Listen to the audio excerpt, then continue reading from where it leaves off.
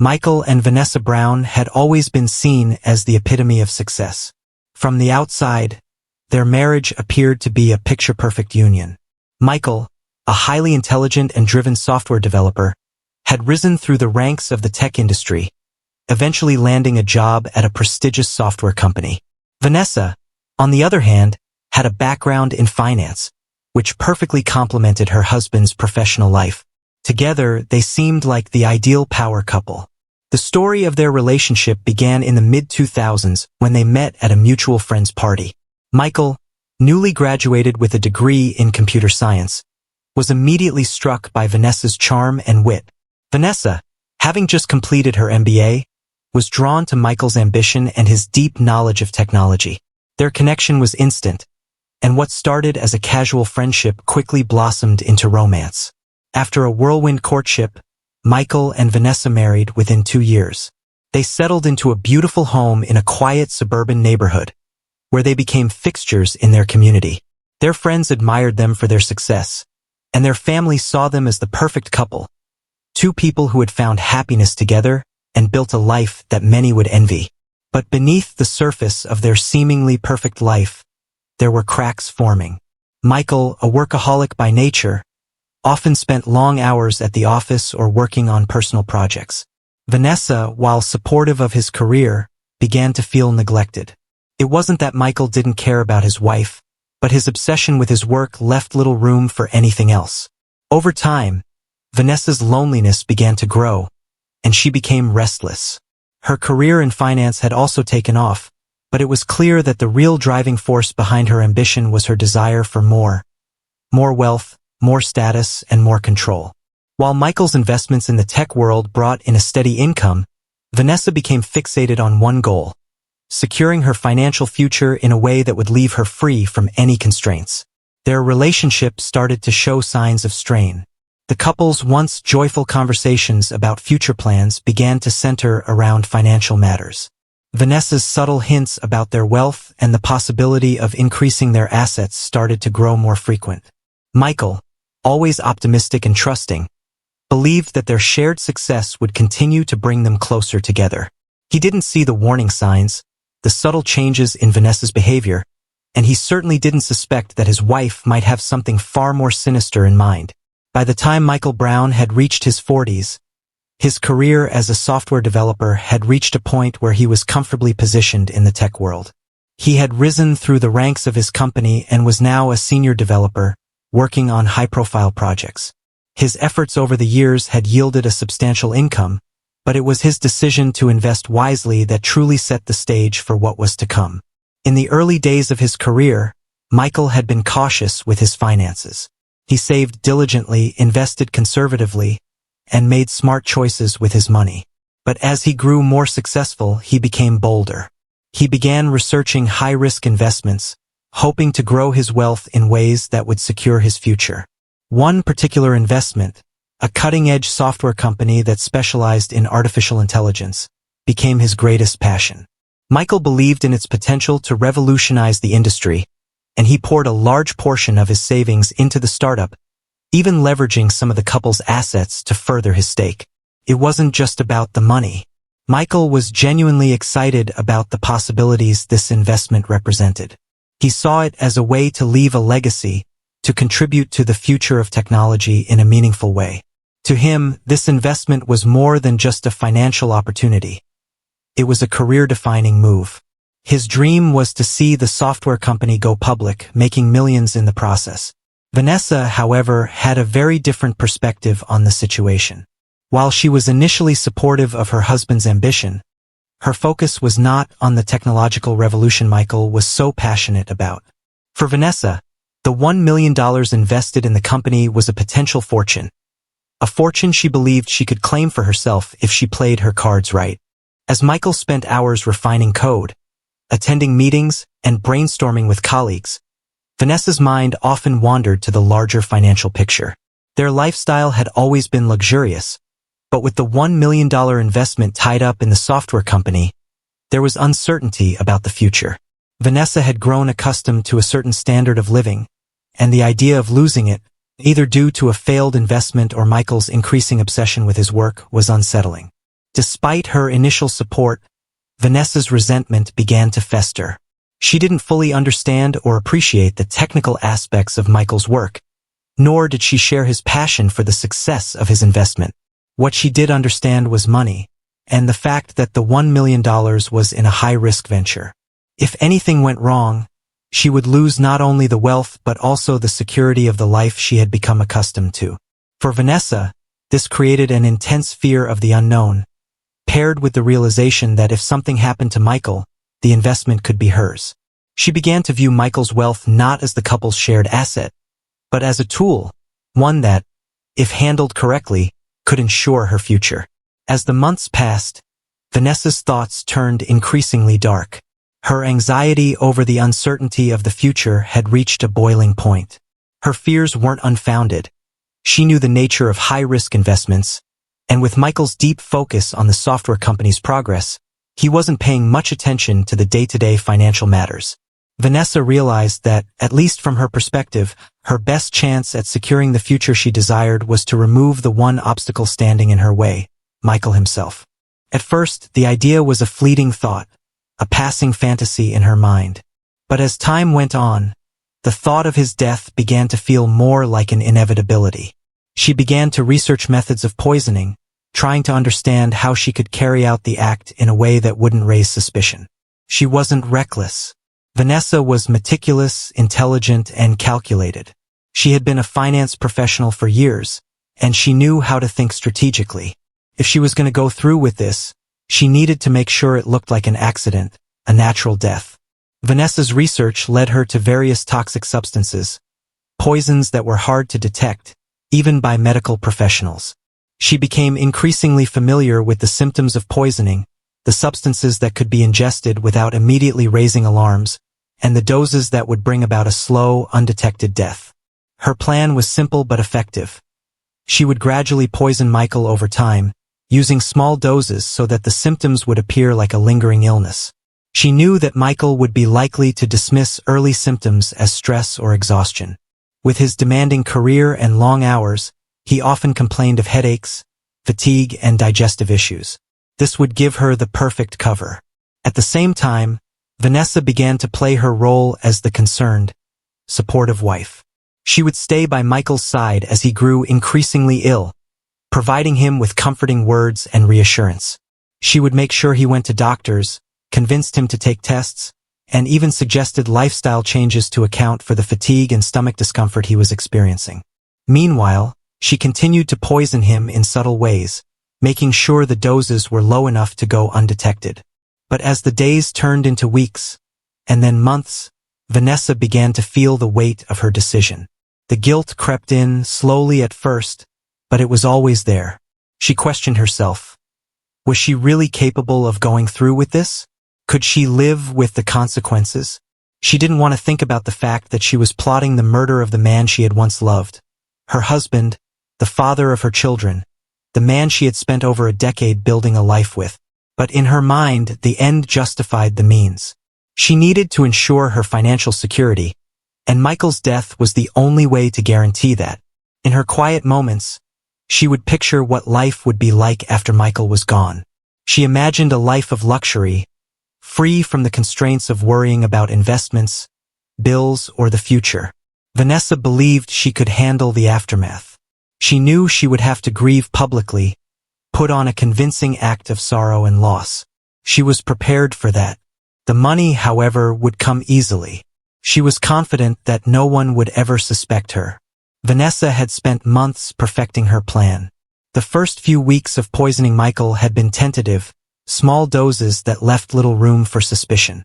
She began by introducing tiny amounts of a tasteless, colorless poison, one that could be easily mixed into food or drinks without detection. It wasn't an instant killer. The poison was meant to act slowly, over time, so that Michael would simply become unwell and never think to question his wife's involvement. As the weeks turned into months, Michael's health began to decline. At first, the symptoms were subtle fatigue, stomach cramps, and a general feeling of unwellness. Michael, always a dedicated worker, attributed it to stress and long hours at the office. He wasn't one to complain, so he pushed through it, trying to ignore the warning signs. Vanessa, in her role as the ever-dutiful wife, continued to encourage him to seek medical attention but subtly made sure he was dismissed by doctors, ensuring that the illness wouldn't be linked to anything more sinister. Her careful manipulation of the situation paid off. Michael visited his doctor several times, each time being told that the symptoms were stress-related or that his digestive system was simply out of balance. The lack of definitive answers allowed Vanessa to continue with her poisoning without suspicion. She was careful to vary the timing and dosage of the poison, administering it in ways that would make it seem like a persistent, lingering illness rather than something more ominous. But as the days passed, the effect on Michael's body became more pronounced. He began losing weight, and his once vibrant complexion became sallow. His energy levels were consistently low, and he struggled to concentrate on the projects he once loved. As a software developer, Michael's ability to focus was critical, but now his mind felt foggy, his thoughts sluggish.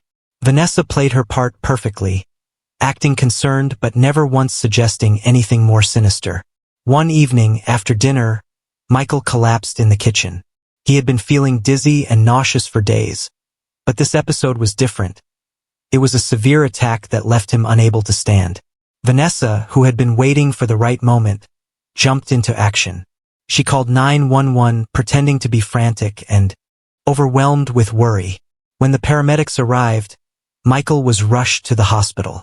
At the hospital, Michael was diagnosed with acute poisoning, though the source of the toxin remained unclear. His condition worsened over the next few days, and the doctors struggled to pinpoint exactly what was causing his symptoms. The family, friends, and colleagues who had been informed of the situation rallied around him, but no one suspected the truth. Not yet. During his stay in the hospital, Vanessa remained by his side, playing the role of the loving wife. She visited him every day, pretending to be heartbroken and helpless. But inside, she was calm, almost eerily so. She knew that her plan was finally coming to fruition, and there was no turning back now. The poison was working, and Michael's fate seemed sealed.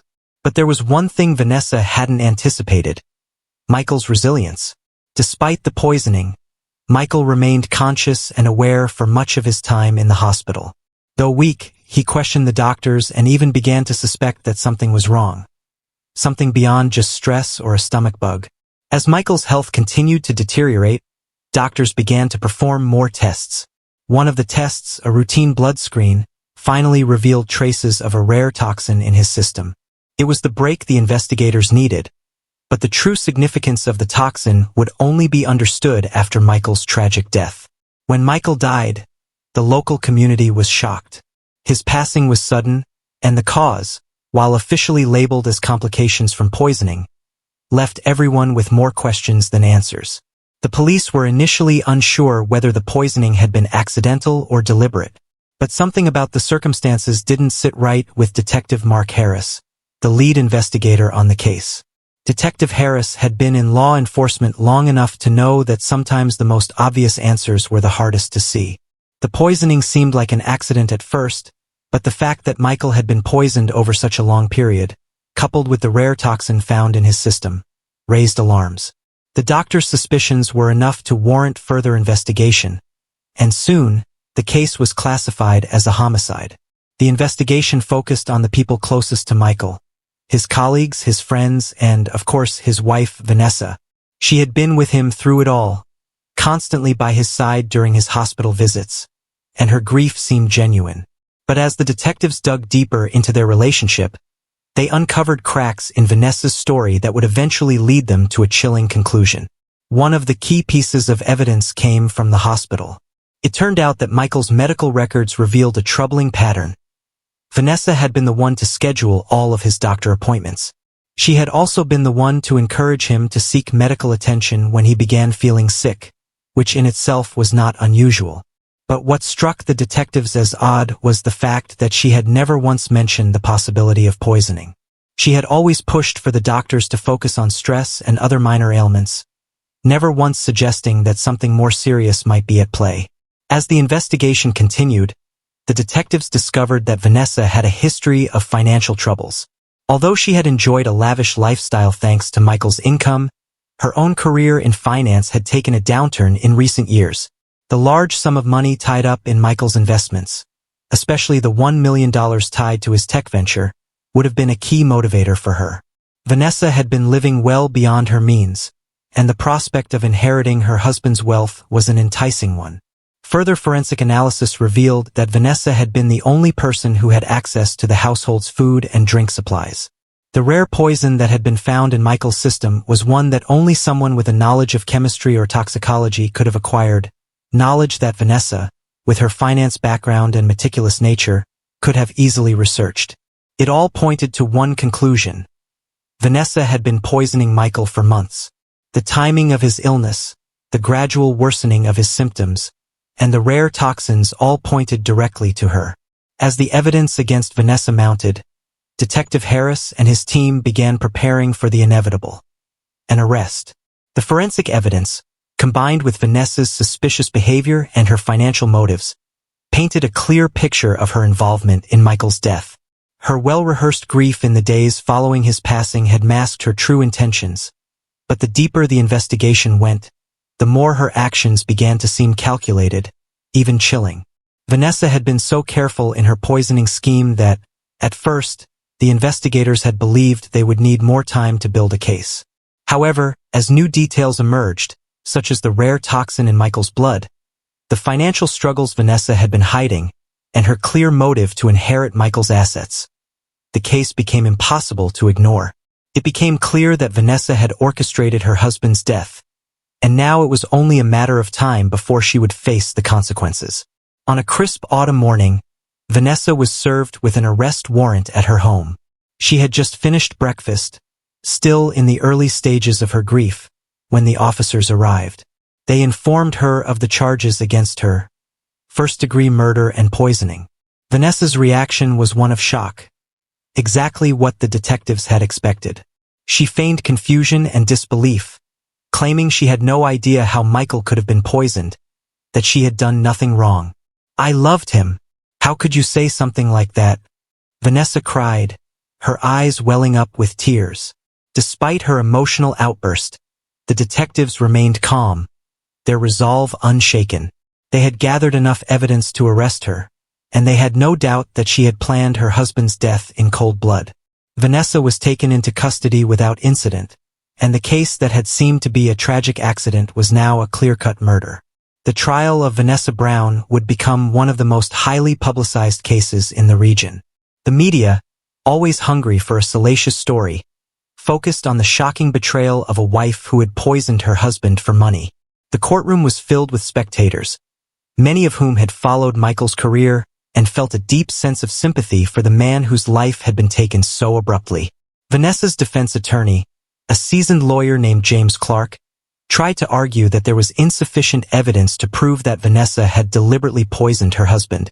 He attempted to paint her as a woman who had been overwhelmed by stress and anxiety, someone who had simply been trying to care for her husband, not harm him. "We don't know for certain how Michael was poisoned," Clark argued during his opening statements. "The poison could have come from any number of sources. Could have been an accident. My client has suffered an unimaginable loss, and she deserves our compassion, not our condemnation." However, the prosecution, led by District Attorney Samantha Lewis, had a compelling case. She presented the evidence methodically. The rare toxin found in Michael's blood, the financial records showing Vanessa's mounting debts, and the fact that Vanessa had access to the household food and drink supplies. She also highlighted Vanessa's behavior in the days leading up to Michael's death, her insistence on medical tests that failed to point to anything beyond a vague illness, and her complete lack of concern about the possibility of poisoning. Vanessa Brown didn't just lose her husband, District Attorney Lewis said in her closing argument. She took his life with premeditation and calculation. She poisoned him slowly, methodically, all while playing the role of a concerned wife. Why? For money. For the $1 million investment that would set her free from her financial troubles. She didn't love him. She used him. And when he was no longer useful to her, she killed him. The most damning piece of evidence came from the forensic team, who confirmed that the amount of poison in Michael's system could not have been accidental. The gradual buildup of toxins in his blood, combined with the timeline of his symptoms, proved that the poisoning had been deliberate. Throughout the trial, Vanessa maintained her innocence. She cried in the witness stand, claiming that she had done everything she could to save Michael, that she had been a loving wife. She testified that she had been devastated by his illness and couldn't understand why he had died. But the jury wasn't swayed by her testimony. The evidence was overwhelming. After several weeks of testimony, the jury deliberated for just under 3 days. When they returned to the courtroom, the foreman stood up and delivered the verdict: guilty of first-degree murder. Vanessa's face went pale as the words sank in. She had been convicted of the murder of her husband. The woman who had so carefully planned his death, hiding her motives behind a facade of grief, was now facing life in prison. The sentencing phase of Vanessa's trial was a somber affair. The courtroom, still filled with media attention, became a place of reflection as the judge prepared to hand down the consequences of Vanessa's actions. It was clear to everyone present that her life would never be the same again. In her victim impact statement, Michael's sister, Sarah Brown, addressed the court. She spoke of the shock of losing her brother, the anger at the betrayal of a woman she had once considered family, and the devastation felt by Michael's children, who had lost their father under such horrific circumstances. Vanessa not only took Michael's life, Sarah said, her voice trembling. She stole the future we had all imagined, our family's future. My children will grow up without their uncle, and my parents will never see their son again. And for what? For money? For greed? That's what she killed him for. Vanessa sat silently as Sarah spoke, her head lowered. She had no response, no words of remorse, only the hollow recognition that her fate was sealed. The judge, after considering the severity of the crime and the emotional impact on Michael's family, sentenced Vanessa to life in prison without the possibility of parole. He remarked that the cold, calculated nature of the murder, coupled with the motive of financial gain, made her actions particularly heinous. Vanessa's conviction marked the end of a tragic and senseless crime. Michael's family was left to pick up the pieces of their shattered lives, struggling to comprehend the betrayal that had torn them apart. They found solace in the justice that had been served but could never fully recover from the loss of Michael, a man whose life had been snuffed out by the woman he had loved. For Vanessa, the years ahead would be spent in prison, a life sentence for a crime she had committed in the pursuit of wealth and security.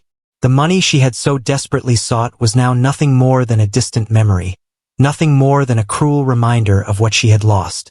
As for Michael's tech investment, it was eventually sold to another company, its value soaring in the years following his death. But Michael would never see the profits of his risky venture, and Vanessa, who had once dreamed of a life of luxury, would spend the rest of her days behind bars.